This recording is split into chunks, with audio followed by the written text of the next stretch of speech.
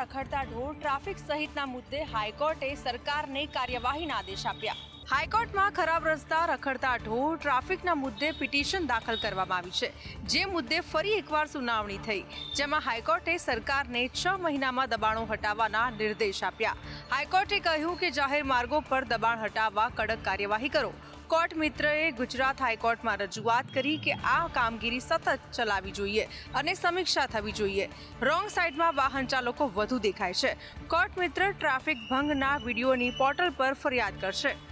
આ સમસ્યાઓના નિરાકરણ માટે સરકારે કડક કામગીરી કરવી જોઈએ। રખડતા ઢોર, ખરાબ રસ્તાના કારણે અનેક લોકો પોતાના જીવ ગુમાવી ચૂક્યા છે।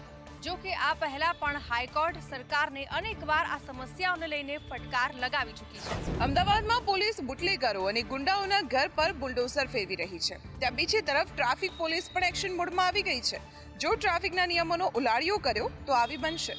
જો તમે કાયદો વ્યવસ્થાનો ભંગ કર્યો તો તમારી ખેર નથી। અમદાવાદ ટ્રાફિક પોલીસે આર્ટિફિશિયલ ઇન્ટેલિજન્સથી સજ્જ કેમેરાથી હવે તમારા પર નજર રાખવાનું શરૂ કર્યું છે। સ્પીડમાં વાહન ચલાવવું, સીટ બેલ્ટ ન બાંધવો, સિગ્નલ તોડતા વાહન ચાલકો ચેતી જજો।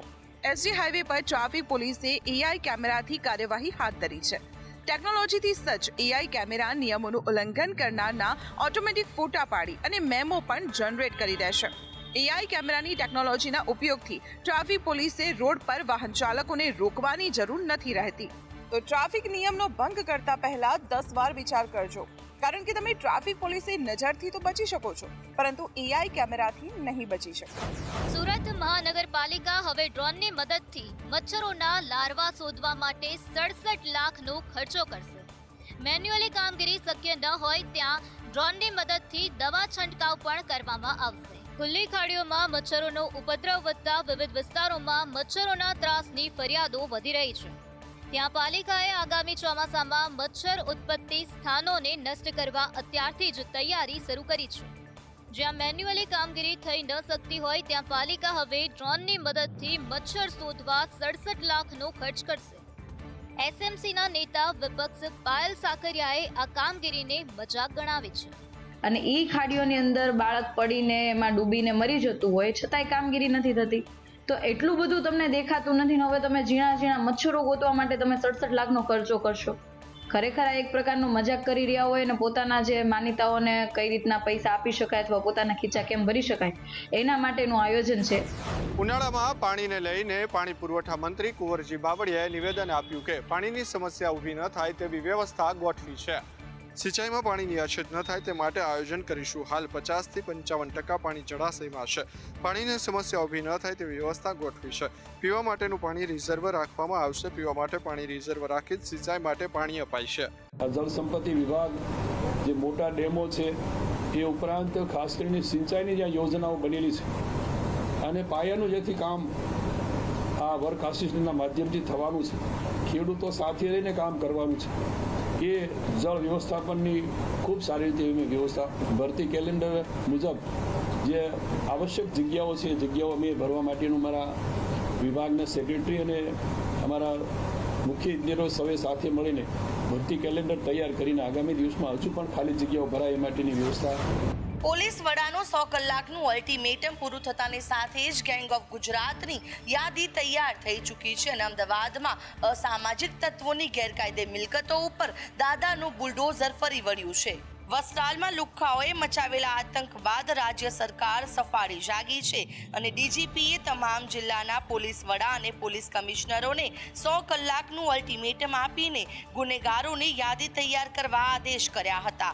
બુધવારે 100 કલાક પૂરા થતાં જ ગેંગ્સ ઓફ ગુજરાતની યાદી સામે આવી ચૂકી છે। સૌપ્રથમ અસામાજિક તત્વોના ગેરકાયદે બાંધકામ તોડવામાં આવી રહ્યા છે। વેજલપુર મામલતદાર અને એએમસીએ પોલીસના ચુસ્ત બંદોબસ્તની સાથે દબાણો દૂર કર્યા। લુખ્ખાઓએ ગેરકાયદે બાંધકામ ખડક્યા હોય તેની તપાસ કરવામાં આવશે અને તેના પર બુલડોઝર ફેરવી દેવામાં આવશે। ત્યારે પોલીસની આ લાલ આંખને લઈને ગુંડાઓમાં ફફડાટ વ્યાપ્યો છે। અમદાવાદ શહેરના વિવિધ વિસ્તારોમાં દાદાઓ બની બેઠેલા ગુંડાઓની કમર હવે તોડવામાં આવી રહી છે। પોલીસના ઉચ્ચ અધિકારી નિર્લિપ્ત રાયની હાજરીમાં બુલડોઝર ફેરવવામાં આવી રહ્યું છે। ગુજરાત પોલીસ બુલડોઝરનો ગિયર પડી ગયો છે। ગુનેગારોના ગેરકાયદેસર બાંધકામોને તોડવાની શરૂઆત મ્યુનિસિપલ કોર્પોરેશનના એસ્ટેટ વિભાગ દ્વારા પોલીસ બંદોબસ્ત વચ્ચે કરવામાં આવી રહી છે। દરિયાપુર વિસ્તારમાં જીમખાનાના નામે ચાલતા જુગારધામ પર હથોડો ઝીકાયો છે. મનપસંદ જીમખાના નામે જુગારધામ ચલાવતા ગામા પટેલ બિલ્ડિંગમાં ત્રીજા માળે ગેરકાયદેસર શેડ ઊભો કરી દેવામાં આવ્યો હતો. અગાઉ પણ અનેક વખત રેડ પાડી નોટિસ આપવામાં આવી હતી અને હવે એસીપી કક્ષાના અધિકારી પીઆઈ પીએસઆઈ ની હાજરીમાં કાર્યવાહી કરવામાં આવી રહી છે. જ્યારે કુબેરનગરના બુટલેગર સાવનના ઘરે પણ દાદાનું બુલડોઝર ફર્યું હતું. જો કે હવે ગુંડાઓનું લિસ્ટ તૈયાર કરી દેવામાં આવ્યું છે અને બુટલેગરોના ઘરે બુલડોઝર ફેરવવામાં આવી રહ્યા છે. ગુજરાત પોલીસ સિંઘમ બની ગુનેગારો સામે કાર્યવાહી કરી રહી છે ત્યારે નવસારી એસપીએ તો ગુંડાઓને ગુજરાત છોડી દેવાની ચીમકી ઉચ્ચારી છે. તે તમામ 132 લોકોની એલસીબી ઓફિસ ખાતે પરેડ રાખવામાં આવી હતી. તે તમામ 132 આરોપીઓ ની સાથે પોલીસ દ્વારા પૂછપરછ કરવામાં આવી હતી અને એ બધાને કાયદાની અંદર રહેવા બાબતમાં સમજ પણ કરવામાં આવી હતી. આ ગુનેગારો ખિલાફ ચાલતી પોલીસની ઝુંબેશના ભાગરૂપે એ તમામ ગુનેગારોની ઉપર પોલીસની નજર છે. એ તમામની એક્ટિવિટીઝ પોલીસ અત્યારે મોનિટર કરી રહી છે અને કોઈ પણ ગેરકાયદેસર એક્ટિવિટીની અંદર હોતા એમની જાણકારી પોલીસે મળતા અને આ લોકો માટે જો મેસેજ છે તે ક્લિયર છે કે ગુનેગાર યા તો ગુના કરવાનું છોડી દો, નહીં તો ગુજરાત છોડી દો, કે આ ધરતી ઉપર ગુનેગારો માટે કોઈ પણ જગ્યા નથી. બનાસકાંઠામાં કાર્યવાહી કરવા ગયેલી પોલીસ સાથે બુટલેગરે ઝપાઝપી કરી. પોલીસે 72 લીટર દારૂ સહિત મુદ્દામાલ કબજે કર્યો છે. તો બીજી બાજુ પોલીસે બુટલેગરો પર પણ તવાઈ બોલાવી છે. વડગામના મગરવાડા ગામમાં પોલીસે દરોડા પાડ્યા, જ્યાં પોલીસ અને બુટલેગરો વચ્ચે ઝપાઝપી થઈ. આ દરોડા દરમિયાન બુટલેગરો તેમજ તેમના પરિવારે પોલીસને તપાસમાં સહકાર આપ્યો નથી. એટલું જ નહીં, પરંતુ પોલીસ સાથે તપાસ દરમિયાન જ ઝપાઝપી થઈ. જોકે પોલીસ દ્વારા દરોડા પાડીને બુટલેગરોના ઘરનું વીજ બિલ અને વેરાનું બિલ તપાસવામાં આવ્યું, જેમાં 2 વીજ જોડાણ ગેરકાયદેસર દેખાતા કાર્યવાહી કરવામાં આવી છે. સાથે જ પોલીસે રેડ દરમિયાન 72 લીટર દેશી દારૂ અને 20 લીટર દેશી દારૂ બનાવવાનો વોચ સહિતનો મુદ્દામાલ જપ્ત કર્યો છે. પોલીસે આ ગુનામાં એક સગીર સહિત કુલ 9 બુટલેગરો વિરુદ્ધ ફરિયાદ નોંધી એકની અટકાયત કરી છે. સુરતમાં કાયદાના રક્ષક એવા પોલીસ કર્મી સામે જ મારામારીના કેસમાં ગુનો નોંધવામાં આવ્યો છે. સુરતમાં કતારગામ પીઆઈ, મહિલા પીએસઆઈ સહિત 4 પોલીસ વિરુદ્ધ ક્રિમિનલ કેસ દાખલ કરવામાં આવ્યો. આખો મામલો એવો છે કે વિશાલ નામના હીરા દલાલ વિરુદ્ધ 50 લાખની ઠગાઈની ફરિયાદ નોંધાઈ હતી. કતારગામ પોલીસે વિશાલની ધરપકડ કરી હતી, પણ પોલીસે વિશાલને પેમેન્ટ અથવા હીરા ચૂકવી આપવાની ધમકી આપી હતી. એટલું જ નહીં, સમાધાન કરી લેવાનું કહી વિશાલને માર માર્યાનો પણ આક્ષેપ લગાવવામાં આવ્યો છે. આરોપી વિશાલે કોર્ટમાં પોલીસે તેની સાથે દુર્વ્યવહાર કર્યાની ફરિયાદ નોંધાવી હતી. પરિણામે પીઆઈ રાઇટર રમેશભાઈ, મહિલા PSI NS Sakariya, constable Vipulsinh અને પીઆઈ BK ચૌધરી સામે ગુનો દાખલ કરવામાં આવ્યો. પોલીસ દ્વારા વારંવાર કાયદો હાથમાં લેવાની ઘટનાઓ સામે આવતી હોય છે, તેવામાં વધુ એક આક્ષેપ સામે આવ્યો છે. ભાવનગરમાં માલધારી સમાજની 75,000 થી વધુ દીકરીઓએ એક સાથે ગોપીહુડો રાસ રમીને વિશ્વ રેકોર્ડ બનાવ્યો. બાલ પંથકમાં આવેલ બાવળિયાળી ઠાકરધામમાં માલધારી સમાજની દીકરીઓએ ગોપીહુડા મહારાસ રમીને ગિનેસ બુક ઓફ વર્લ્ડ રેકોર્ડમાં સ્થાન મેળવ્યું છે.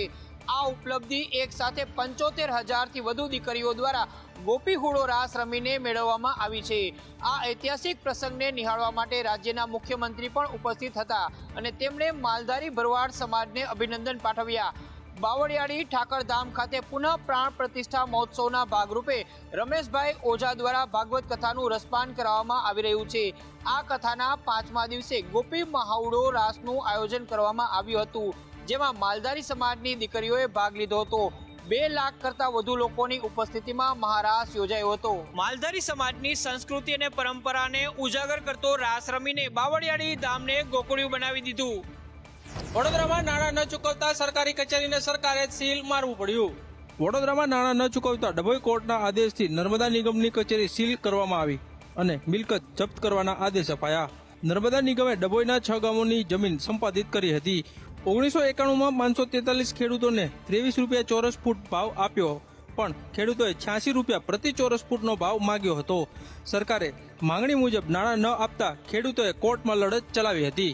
30,000 રૂપિયા એકરની કિંમત નક્કી કરી અને અમારી પાસેથી જમીન સંપાદન કરી લીધી અને 1991ની અંદર અમને પેમેન્ટ કર્યું અને અમારી જમીનનું પોઝેશન લીધું. એટલે અમે લોકો નારાજ થઈ અને આ જમીનનું વધુ વળતર મળવું જોઈએ એના માટે અમે લેન્ડ એક્વિઝિશન ઓફિસરની ઓફિસમાં એપ્લિકેશન દાખલ કરી. ખેડૂતોની 34 વર્ષની લડત આખરે રંગ લાવી. કોર્ટે ખેડૂતોને 30 કરોડ ચૂકવવા આદેશ કર્યો. વીએમસીના કમિશનરની વિશ્વામિત્રીની મુલાકાત બાદ હવે એનએચએઆઈ હરકતમાં આવ્યું છે. એનએચએઆઈએ બ્રિજ બનાવવા માટે વિશ્વામિત્રી નદીનો પ્રવાહ અવરોધ્યો હતો અને પરિણામે વિશ્વામિત્રીના પાણી શહેરમાં ફરી વળ્યા હતા અને કરોડોનું નુકસાન થયું. આ મામલે હવે તંત્ર હરકતમાં આવ્યું છે. વીએમસી કમિશનરે વિશ્વામિત્રીની મુલાકાત લીધી બાદ હવે એનએચએઆઈ પણ દોડતું થયું છે. એનએચએઆઈના પ્રોજેક્ટના મેનેજર વિવેક સોની કમિશનરને મળ્યા, જેમાં કમિશનરે એનજીટી વાઇલ્ડલાઇફની મંજૂરી અંગે તેમને સવાલો પૂછ્યા. તેમણે સ્વીકાર્યું કે પૂરની પરિસ્થિતિ થાય તો જવાબદારી અમારી બને. અમે વરસાદ પહેલા ક્લિયર કરી દઈશું. नहीं, ये हम लोग का भी क्या एनएचआई का प्रोजेक्ट है ये, और हम लोग को सारे क्लियरेंसेस ऑलरेडी बोलते हैं कि हम लोग करके देते हैं. हम लोग का जो टेंडर हुआ था काफ़ी 2001 साल पहले का है. सारे क्लियरेंसेस के बाद में हम लोग चालू करते हैं. फिर भी अगर कुछ बीच में मिसकम्युनिकेशन है तो, और ये जो फ्लड का भी काम है, जैसे साहब ने बोला है कि हम बरसात के पहले जो है इसको पूरा क्लियर करके दें.